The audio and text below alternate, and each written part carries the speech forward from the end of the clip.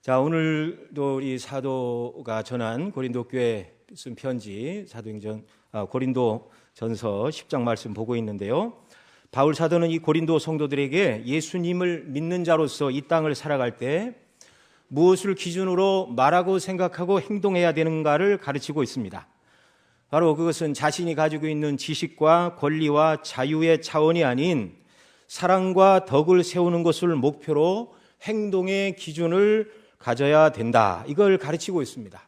우리가 오전에도 우리 목사님 통해서 장차 그리스도 안에서 마지막 날에 일어날 최종의 그 영광스러운 말씀을 우리가 들었는데요.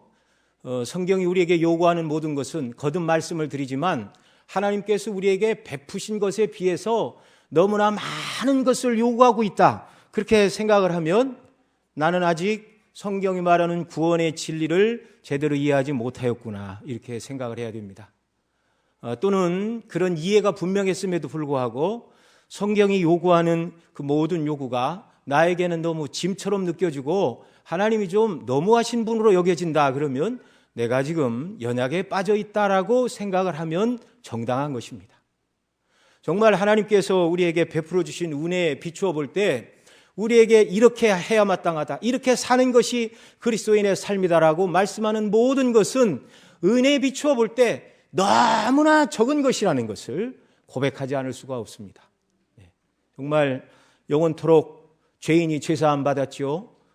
지옥의 형벌에서 고통받아야 될 자들 그 존재만 없애주셔도 감사한 일인데, 천국의 일꾼만 삼아주셔도 감사한데 하나님의 자녀로 삼으시고 영원토록 아버지와 자녀의 관계로, 사랑의 관계로 영생을 영원토록 누리는 영원한 존재로 저와 여러분을 만들어 주셨습니다. 이 은혜에 비추어 그리스도인들은 말하고 생각하고 행동해야 하는 것이죠. 예수님 믿는 저와 여러분이 믿지 않는 세상 사람들과 더불어 이 세상을 살아가지요. 물론 믿는 자와도 더불어 살아갑니다. 자, 그런데 세상 밖의 사람들이 저와 여러분을 향하여 저 사람은 달라, 예수 믿는 사람으로서 나와는 달라, 배울 점이 있어. 어느 때 우리가 이런 얘기를 듣게 되죠? 공적인 일이나 개인적인 일에 있어서 나의 권리나 자유를 다 누리고 사용하는 것이 아닌 양보하고 섬기고 헌신할 때 세상 사람들이 우리에게 이렇게 말하는 줄로 믿습니다. 바울 사도가 고린도 교회 성도들에게 계속 가르치는 바가 이것이었죠. 우상의 제물을 먹을 만한 지식이 있다고 말하면서 우상의 제단에 참여하여 고기를 먹는 사람들은 지식 제일주의로 행동하는 측면도 있지만 결국 그것은 더 나아가 자기가 원하는 대로 살겠다는 우상 숭배의 정신의 원리를 따라 사는 것입니다. 성도라면 그렇게 해서는 안 된다고 말씀을 드렸습니다.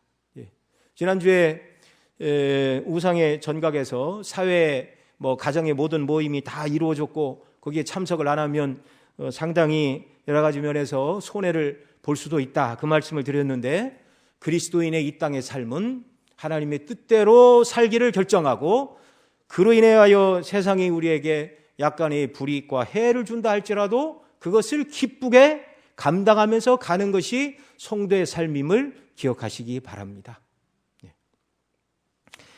자, 또한 그리스도인들이 우상의 전각에 앉아서 제사에 사용된 음식을 우상 숭배자들과 함께 먹게 되면 어떻게 된다고 그랬죠? 우상의 가면을 쓰고 그 뒤에 있는 귀신들과 교제하는 것이다. 또 귀신과 하나 되는 것이다. 그것은 그리스도의 성찬에 참여하여 예수님과 교제하고 예수님의 몸의 한 지체로서의 영광을 누리는 성도로서 할 수 없는 행동이요. 그리고 22절에 보면 그런 삶은 그러면 우리가 주를 노여워하시게 하겠느냐, 우리가 주보다 강한 자냐, 이렇게 말하는데요. 그런 삶은 하나님의 화를 불러오는 삶이라고 경고하였습니다. 그런 다음에 이제 23절 이어지는 말씀이죠. 오늘 본문은 여기서 한 발 더 나아가 앞에 부분은 명확하게 우상의 전각에 앉아서 먹는 것은 하나님이 기뻐하시지 않는 죄니 그것은 하지 말라, 그걸 다뤘습니다. 근데 이 23절부터는 조금 이제 아리송할 수 있는 문제, 명백하지 않은 문제, 이래도 괜찮고 저래도 내가 볼 때는 큰 문제가 없는 일들을 성도가 만났을 때 어떻게 처신하고 무엇을 선택해야 하는가, 이걸 지금 사도가 다루고 있습니다. 그리스도인이 이것을 택해도 큰 문제가 없고 저것을 택해도 무난해 보이는 일을 만났을 때 무엇을 선택할까 결정하는 기준이라는 것이 과연 있는가? 네. 여러분 그런 기준이 있습니까? 없습니까? 있죠. 그 얘기를 하려고 지금 이 설교를 하는 겁니다. 자, 성경에서 여러분 우리에게 명백하게 행하라고 하신 말씀들, 그런 말씀들은 저와 여러분이 결정할 일이 있습니까? 없습니까? 없어요. 하나님께서 결정해 놓으셨어요. 이건 예수님 믿고 하나님을 경외하는 사람들은 이렇게 살아야 된다. 네. 그 말씀대로 순종하면 됩니다. 또 성경에서 하지 말라고 하신 일을 우리가 결정할 필요가 있습니까? 없습니까? 없어요.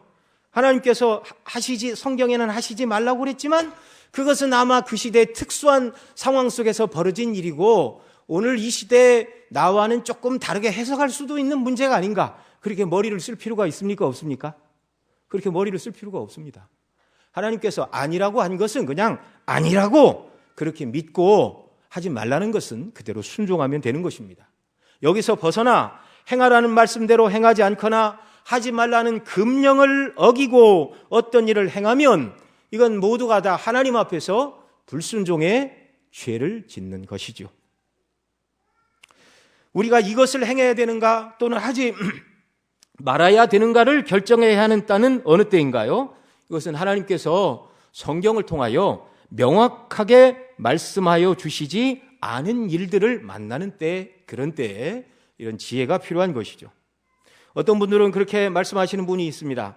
자, 이래도 큰 문제가 아니고 저래도 큰 문제가 아니라면 그 일을 행함으로 말미암아 죄를 짓는 일이 아니라면 내가 원하는 대로 하는 것이 뭐 그렇게 큰 문제가 되겠는가라고 아주 가장 뭐라고 그럴까요? 선택의 기준에 가장 하한 선을 딱 그어놓고 죄만 아니면 내가 뭐든지 할 수 있다. 다른 사람을 시험에 들게 하는 일이 아니라면 내가 무엇을 해도 상관이 없다. 이렇게 생각을 하고 나름대로 편안한 기준을 가지고 행동하시는 분들도 더러 있을 수 있습니다. 또 어떤 분들은 무엇을 선택해야 되는가 이런 어려운 고비를 만났을 때 기도해야 된다 이렇게 말씀하시는 분들이 있어요. 물론 성도가 기도해야 됩니다. 기도 안 하고 어떻게 하나님의 인도를 받겠습니까? 예.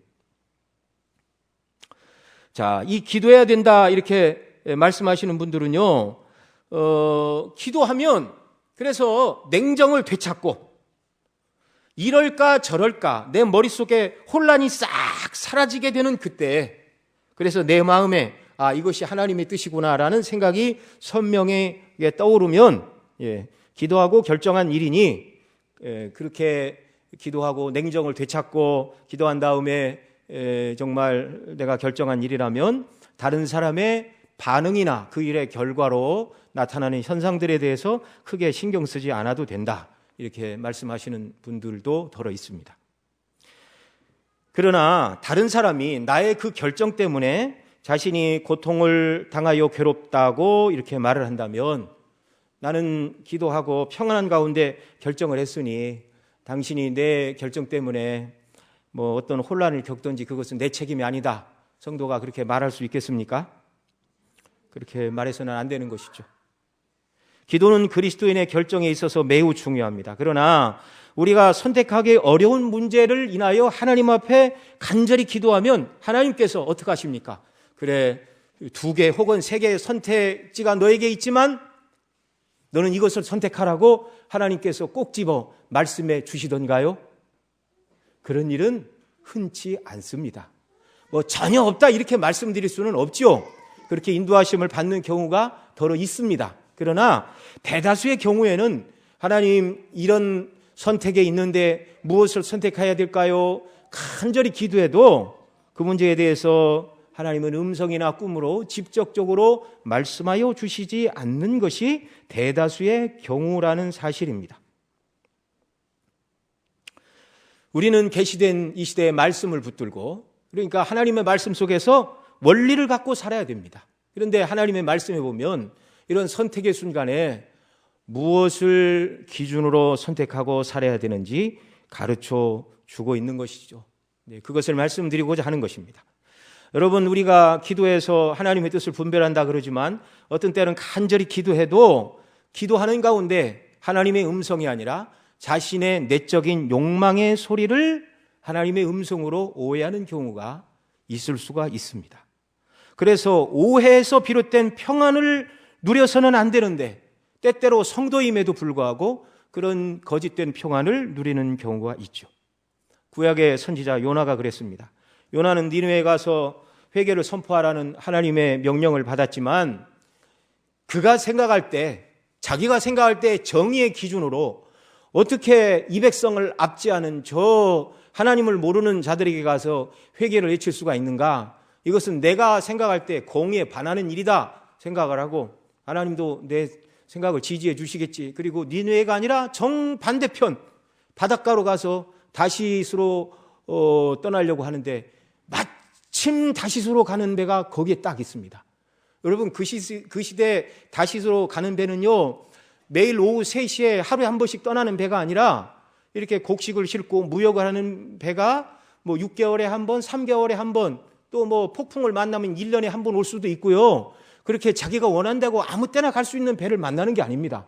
그런데 요파 항구에 내려갔더니 마침 하나님의 뜻을 피하여 떠나가고 싶은 다시스를 향하여 가는 배가 딱 정박해 있고 또 돈 주고 그 배에 탔는데 순풍이 불어서 돛을 달았더니 그냥 배가 쾌속으로 질주를 합니다. 얼마나 기분이 좋았는가. 배 밑창에 들어가 깊은 잠에 빠질 정도로 내적인 평강을 누렸습니다. 이 정도면 됐다. 그래, 하나님께서 처음에 니느웨로 가라고 하셨지만 다시스로 가는 배도 이렇게 순연하게 만나고 순풍에 돛단 듯이 배도 잘 가고 참 안 가는 것도 하나님의 뜻인가 보다. 그렇습니까? 그때까지는 니느웨로 가지 않고 다시스로 가는 것이 별 문제가 없다고 거짓된 평안에 혼자 속고 있었죠. 그러나 하나님은 내버려 두시지 않았습니다. 하나님은 하나님의 뜻과 다른 길로 가는 요나를 찾아내셨습니다. 폭풍 가운데 배 밑창에 자고 있는 그를 선장으로 하여금 깨우게 하시고 그 모든 폭풍이 자기로 인하여 일어난 것임을 고백하게 하시고 자기를 들어 바다에 던지라. 그 요나는 대단한 사람이었어요. 내가 죽더라도 못 가겠다는 것이었습니다. 그런데 하나님은 큰 물고기를 예비하사 결국 그를 육지에 토하고 하나님의 계획하신 니느웨로 요나 선지자를 다시 보내셨습니다. 여러분, 우리가 연약하기 때문에 얼마든지 하나님의 뜻이 아님에도 불구하고 스스로 거짓된 평안과 잘못된 결정을 내릴 수가 있다는 것입니다. 기도하면서조차도 욕심에 이끌려서. 여러분, 사무엘상 27장에 보면 요나뿐만 아니라 다윗도 한때 그런 결정을 내린 경우가 있었습니다. 사무엘 27장 1절에 보면 이렇게 말합니다. 제가 몇 절 읽어드릴게요. 다윗이 그 마음에 생각하기를 내가 후일에는 사울의 손에 망하리니 블레셋 사람의 땅으로 피하여 들어가는 것이 상책이로다. 사울이 이스라엘 올 경내를 해서 나를 수색하다가 절망하리니 내가 그 손에서 벗어나리라 하고 일어나 함께 있는 600인으로 더불어 가드왕 마고의 아들 아기스에게로 건너가니라. 여러분, 다윗이 사울의 인물됨을 잘 알았습니다. 벌써 2번이나 살려주었는데 죽을 위기에서 사울을 죽이지 않고 구해줄 때마다 사울이 내가 잘못했다. 네가 옳고 내가 잘못했다. 이게 24장에 한 번 있었고요. 그 다음에 26장에 또 10사람들이 사울에게 가서 다윗이 우리 동네에 있습니다. 그러자 군사 3,000명을 이끌고 또 죽이러 왔습니다. 그때도 이제 완전히 죽을 위기였는데 하나님께서 다윗을 살려주셨죠.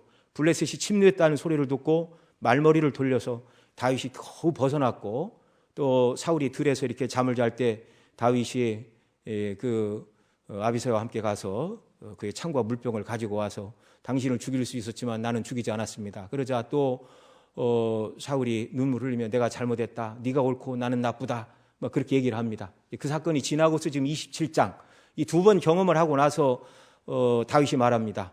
후일에는 사울이 나를 또 죽이러 찾아올 것이다. 다윗이 사울의 인물됨에 대한 평가는 옳았습니까? 틀렸습니까? 다윗이 이스라엘 경내에 있으면 사울이 언젠가는 그 마음을 바꿔서 또 다윗을 죽이러 올까요? 안 올까요? 오지요. 다윗이 사울에 대한 그 인물됨의 평가는 틀린 것이 아니었습니다. 왜냐하면 사울은 성령의 인도하심을 받는 사람이 아니라 여호와의 부리신 악신의 인도함을 받기 때문에 자기 마음을 자기가 가눌 수가 없는 사람이었어요. 자, 그러면 사울이 다윗을 죽이려 한다는 이유 때문에 이스라엘의 임금으로 기름 부음을 받은 다윗이 이스라엘 땅을 버리고 하나님을 경외하지 않는 블레셋 땅으로 가는 것은 옳은 일입니까? 옳지 않은 일입니까? 옳지 않은 일이죠. 그런데 다윗이 그런 결정을 내렸다는 것입니다. 그리고 그곳에 내려가 1년 4개월 동안 아무 문제가 없었어요. 잘못된 결정을 내렸음에도 불구하고 하나님께서도 아무 말씀을 안 하셨습니다. 1년 4개월 동안. 여러분, 성도가 하나님의 뜻이 아님에도 불구하고 하나님의 뜻과 상관없는 일을 결정하고 나갔을 때 만약에 그 일이 형통하게 된다. 그러면 그게 축복입니까? 축복 아닙니까? 그건 복이 아닌 줄 믿으시기 바랍니다. 나중에 그것을 돌이키고 회개하게 되는 날 더 힘들어지는 것이죠. 아무리 힘들어도 이스라엘의 임금으로 기름 부음을 받은 다윗은 하나님을 의지하고 이미 하나님께서 다윗이 다른 땅에 거할 때 선지자 갓을 보내서 이스라엘 땅으로 돌아가라 말씀해 주셨어요. 그 말씀은 뭡니까? 사울이 아무리 너를 죽이려고 목숨을 찾는다 할지라도 다윗의 목숨은 사울의 손에 달렸다고요? 하나님의 손에 달렸다고요? 하나님의 손에 달려있고 내가 너를 이스라엘의 임금이 될 때까지 지키고 붙들어 주리라는 하나님의 위대한 약속이 함께 있는 것입니다. 그런데 연약해지고 나약해지니까 하나님의 뜻대로 결정하지 않고 블레셋 땅으로 내려가는 그런 연약한 행위가 다윗에게도 있었다는 것입니다. 성경이 이 모든 것을 이렇게 기록하는 것은 다윗처럼 대단한 믿음의 영웅도 하나님의 뜻이 아닌 것을 결정하고 살았으니 우리도 그래도 된다. 이걸 가르쳐 주려고 성경에 쓰여진 것이 아니죠. 성경에 기록된 모든 것은 우리의 거울로 주셨다. 그렇게 하지 말라는 것입니다. 사람이 연약해서 허물과 실수에 떨어지지 않을 수는 없으나 그것이 당연한 것처럼 생각해서는 안 되고 항상 성도들은 하나님의 말씀 붙들고 믿음으로 하나님의 뜻을 분별하고 주님이 기뻐하시는 일을 위하여 몸부림치며 싸워야 되는 존재로 부르심을 받았다는 것을 기억하시기 바랍니다. 이건 적절한 예가 될지 모르는데 우리나라 영화 중에 밀양이라는 영화가 있습니다. 그 원작은 벌레 이야기라는 소설을 근거로 꾸며진 이야기인데요. 그 내용에 보면 자기 아이를 납치하여 죽게 한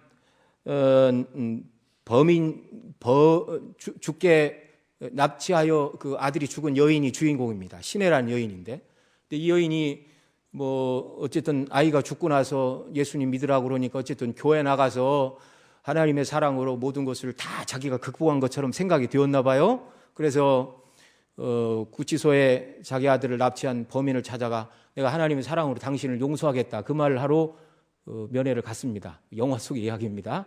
네. 허구입니다. 자, 그래서 내가 그 여인이 내가 참 하나님 믿고 평강이 생겼고 감사하다 이 얘기를 하니까 그 감옥안에 납치범이 먼저 하는 말이 아니라 참 자매님이 그렇게 얘기를 하시니까 저도 좋습니다. 저도 이곳에 와서 하나님 믿고 구원을 받았고 내가 큰 죄를 지었지만 하나님이 용서해 주셨습니다. 그 얘기를 하니까 이 여인이 그냥 돌아버렸어요. 그 자리에서. 피해자인 내가 용서하지 않았는데 어떻게 당신이 용서받았다 말할 수 있고 피해자인 내가 용서하지 않았는데 어떻게 하나님이 이 사람을 먼저 용서할 수가 있는가. 네. 그러면서 이 여인이 이제 참된 믿음이 아니니까 소설이니까 하는 얘기죠. 하나님을 향하여 그럴 수 있느냐 이렇게 얘기를 하고 더 이제 엇나가는 그런 일이 있었습니다. 자, 영화 얘기를 하려고 한 것은 아니지만 여러분 사람들이 볼 때 큰 죄인, 작은 죄인 구분이 있지만 여러분 하나님은 작은 죄인만 용서하시고 큰 죄인은 용서 안 하십니까? 그럼 누구를 용서하시죠? 예수님 믿고 자기가 죄인임을 깨닫고 회개하는 모든 사람의 죄를 용서하십니다.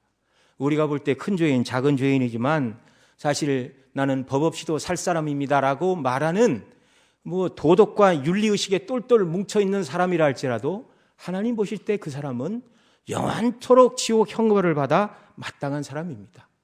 사람들의 기준으로 나는 너보다 의롭다, 나는 너를 용서할 만하다 이렇게 생각하는 것은 하나님의 기준으로 내가 얼마나 죄인인 것을 모르기 때문에 그런 것이죠. 모르기 때문에.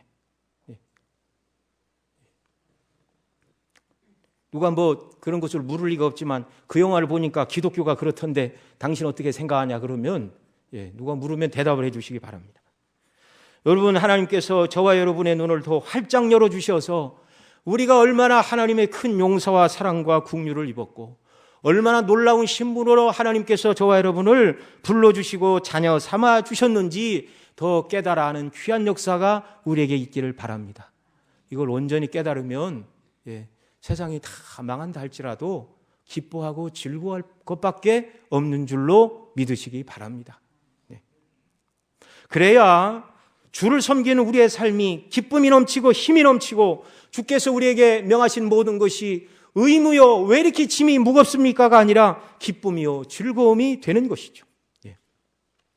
자, 뭐 아까 말씀드렸던 영화로 다시 돌아가서 얘기를 하자면 허구이기는 하지만 여러분, 자신이 해를 끼쳐 다른 사람을 아프게 했다면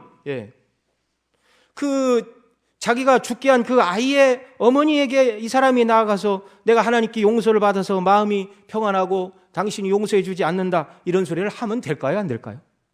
안 되죠. 그런 말을 해서는 안 되는 것입니다. 잘못하는 경우에는 진심으로 사죄하고 피해자가 공감할 수 있는 진실한 정말 사죄와 회개를 해야 그래야 용서가 되는 것이죠. 자, 오늘 본론으로 다시 돌아와서 근본적인 문제도 아니고 명확하지도 않는 문제, 이렇게 해도 저렇게 해도 큰 문제가 없어 보이는 일들을 우리가 처리함에 있어서 어떤 기준을 가지고 선택하고 처리해야 하는가.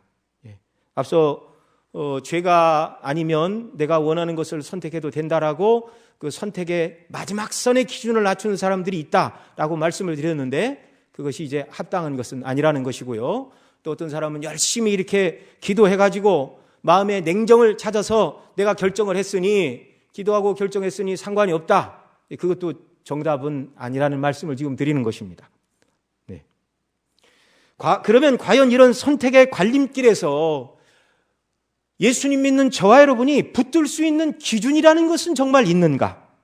오늘 본문을 통하여 사도는 말씀합니다. 그렇다. 그런 기준이 있다고 말씀합니다.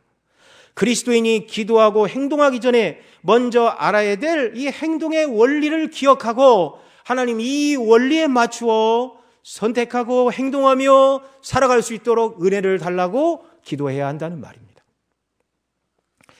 자, 그 기준은 무엇이죠? 다 성경에 있죠. 여러분, 마태복음 22장 한번 찾아서 보겠습니다.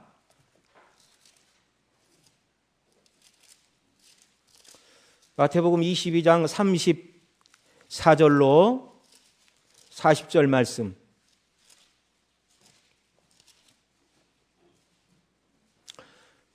마태복음 28장에 기록된 땅끝까지 복음을 전파하라는 것은 이제 지상 명령이라고 그러죠. 그보다 높은 것이 없는 최고의 명령이라는 뜻이고, 지금 찾아보고 있는 마태복음 22장 34절부터 있는 이 말씀은 가장 큰 계명, 그래서 대계명이라는 부제가 붙어 있는 말씀입니다.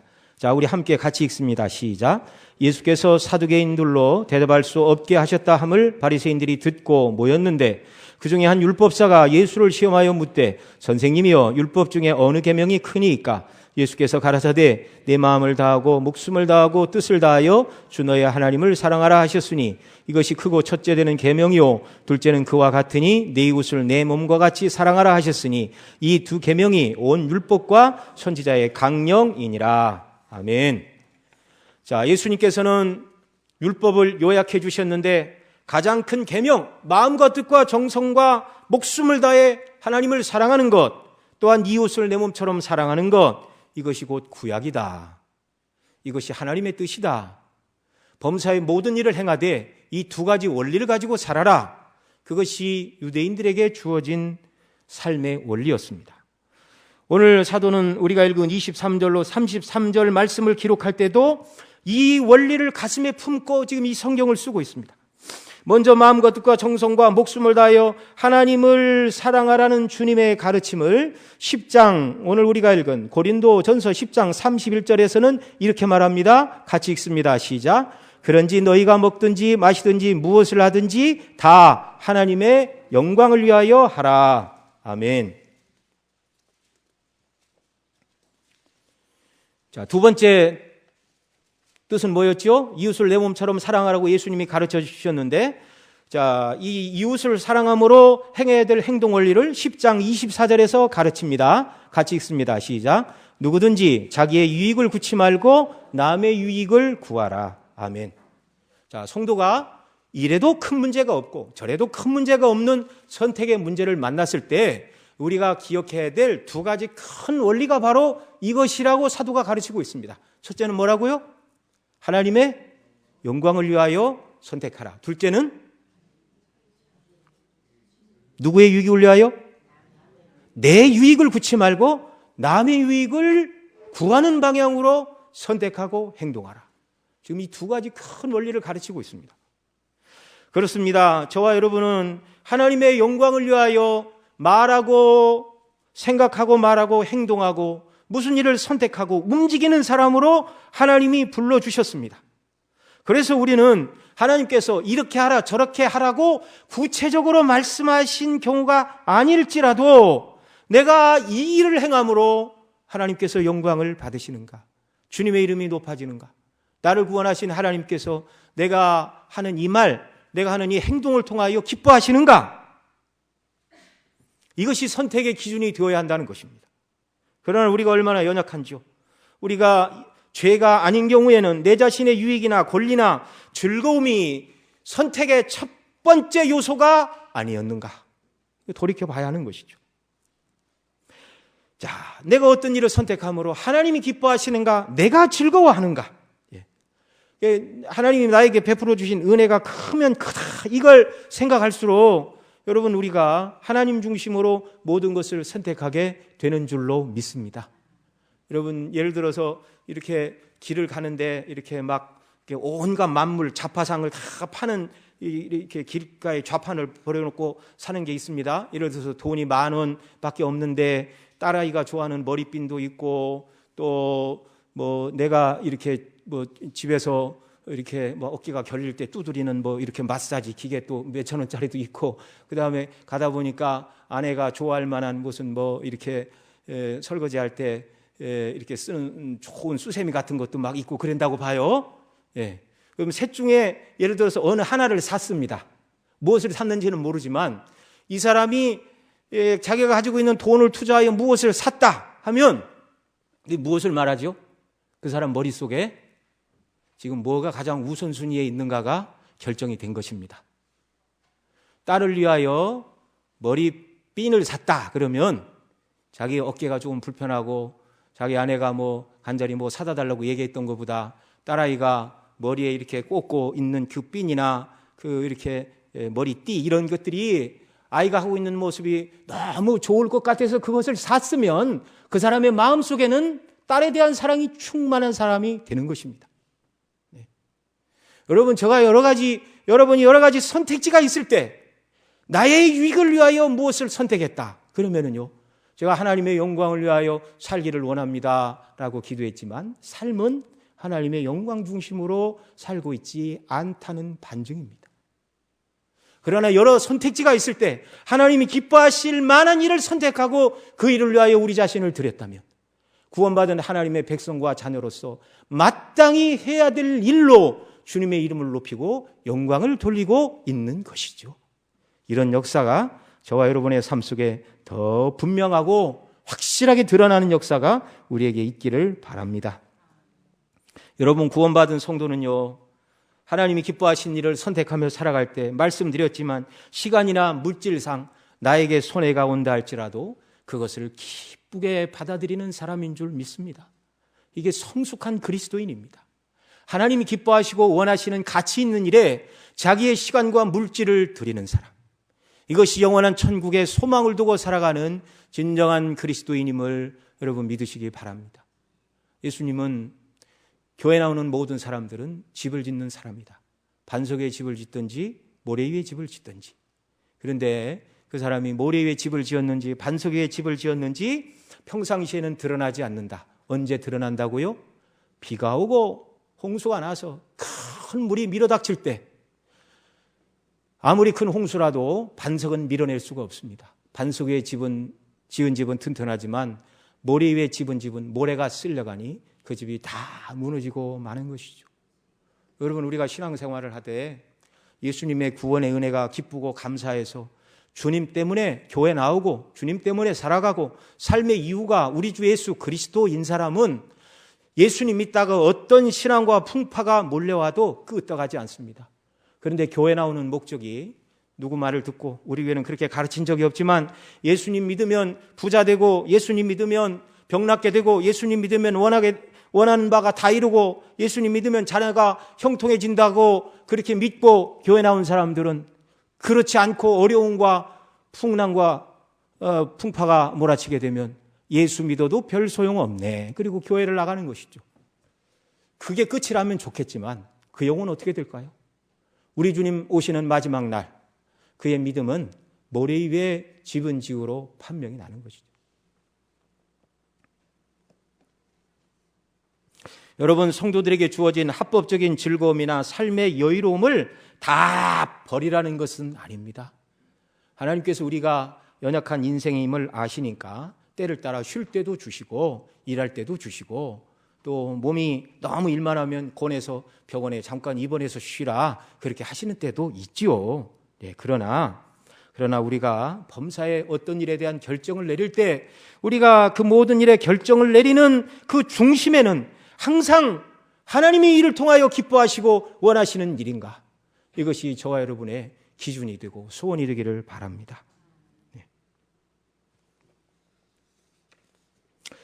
자, 두 번째 선택의 기준은 무엇이라고 말씀을 드렸죠? 나의 유익이 아니라 다른 사람의 유익을 구하라. 저와 여러분이 하나님의 영광을 우선순위로 생각할 뿐만 아니라 또한 다른 사람의 유익도 생각하는 자들이 되어야 합니다. 우리는 세상과 더불어 살아가고 다른 사람의 유익을 구해야, 그렇게 살아야 궁극적으로 하나님께 영광이 되기 때문입니다.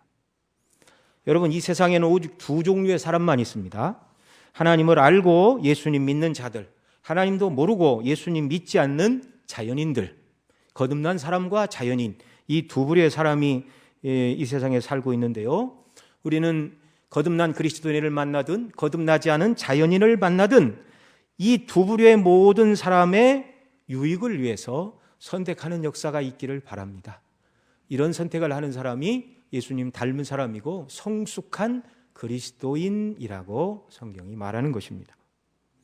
여러분, 하나님을 알고 예수님 믿는 사람들, 그들을 우리가 어떻게 유익하게 할 수 있습니까? 서로에게 덕을 세우는 방식으로 모든 일을 처리하고 결정해야 되는 것이죠. 다른 성도를 믿음 안에 견고히 서도록 도와줘야 되는 것입니다. 어떤 분들은 그럽니다. 나보다 믿음이 연약하고 믿은 지 얼마 안 된 사람을 내가 도와주는 것은 좋지만, 그러나 내가 교회 가면 다 나보다 믿음이 좋고 신앙의 연조도 깊고 다 나보다 교회 직분도 높고 나는 교회 가면 애예요. 뭐 할 것도 없는데 내가 나보다 신앙이 좋은 사람들을 위해서 무슨 일을 할 수 있을까요? 할 수 있는 일이 있습니까? 없습니까? 많습니다. 네, 없는 게 아니라 많습니다.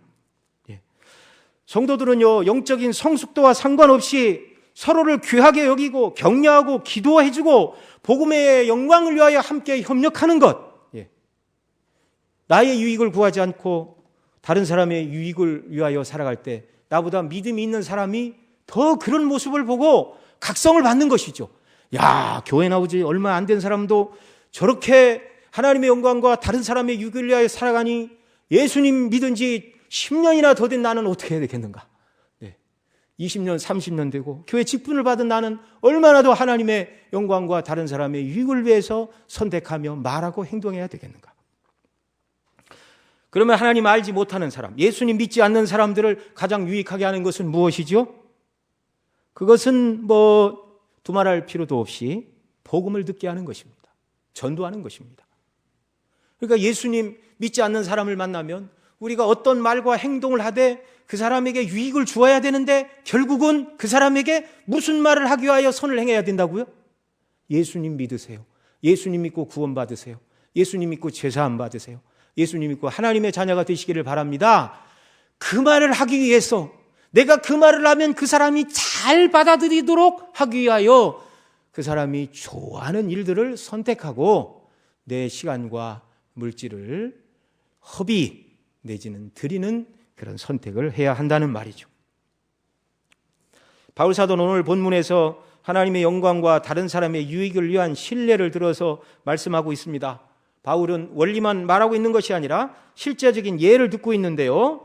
자, 그러면서 하나님의 영광을 위하여 선택하라 그렇게 말하고서 앞서 우리가 30절 읽었죠? 31절 그런즉 너희가 먹든지 마시든지 무엇을 하든지 다 어떻게 하라고요? 하나님의 영광을 위하여 하라. 어디 가서 식사를 할 때 뭐 우상의 제물인 줄 모르고 있으면 하나님 앞에 감사함으로 먹고, 누가 이게 우상의 제물이라고 얘기를 하면 하나님 앞에서 내가 먹으면 다른 사람이 낙심하게 되고 죄를 짓게 되는 것이니 하나님의 영광을 위하여 먹지 말라는 것입니다. 그리스도인은 먹고 마시는 것도 하나님의 영광을 위하여 행하는 일임을 믿으시기 바랍니다. 또 먹고 마시는 이 사소해 보이는 일조차도 나의 유익이 아니라 다른 사람의 유익을 위해서 해야 된다. 사도가 이걸 가르치고 있습니다. 그러니 먹고 마시는 일 이외에 얼마나 많은 선택지가 우리에게 주어져 있습니까? 자, 먹고 마시는 일과 관련해서, 다른 사람과 관련해서 먼저 신자가 자기 집에서 고기를 먹을 때는 어떻게 해야 되는가? 25절, 26절 같이 읽습니다. 무릇 시장에서 파는 것은 양심을 위하여 묻지 말고 먹으라. 이는 땅과 거기 충만한 것이 다 주의 것임이니라. 아멘.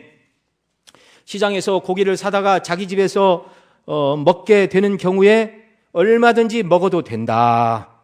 그것을 가르치고 있죠. 예. 시장에서 파는 고기를 사다가 요리해서 먹을 때 비록 그 고기가 우상 숭배에 드려졌다가 시장에 나온 고기를 할지라도 모든 것은 하나님께서 주셨으니 양심의 가책을 느낄 필요가 없이 먹으면 된다. 왜냐하면 땅에 충만한 모든 것 다 하나님 주셨다. 그렇게 말씀하고 있죠. 예, 거기 26절에 기록된 이는 땅과 거기 충만한 것이 주의 것입니다. 이거 시편 24편에 기록된 말씀인데요. 다 하나님이 주신 것입니다. 땅에 충만한 모든 것, 고기를 비롯한 채소, 과일, 곡식, 마실 물과 공기, 이 모든 것이 다 하나님의 것입니다. 우리가 먹을 수 있는 모든 것이 하나님께서 저와 여러분을 위하여 베풀어 주신 하사품이라는 것을 알고 감사함으로 받아 먹으라는 것이죠. 시편 104편 13절 이하에서는 이렇게 말합니다. 여호와께서 산에 누각에서 물을 부어주시니 주께서 하시는 일에 결실이 땅을 만족시켜 주시는도다. 그가 가축을 위한 풀과 사람을 위한 채소를 자라게 하시며 땅에서 먹을 것이 나게 하셔서 사람의 마음을 기쁘게 하는 포도주와 사람의 얼굴을 윤택하게 하는 기름과 사람의 마음을 힘있게 하는 양식을 주셨도다. 아멘. 오늘 우리는 포도주를 먹지 않지만 유대인들은 이 포도주가 식사에 따라 나오는 음료였습니다. 그래서 마음을 기쁘게 하는 포도주.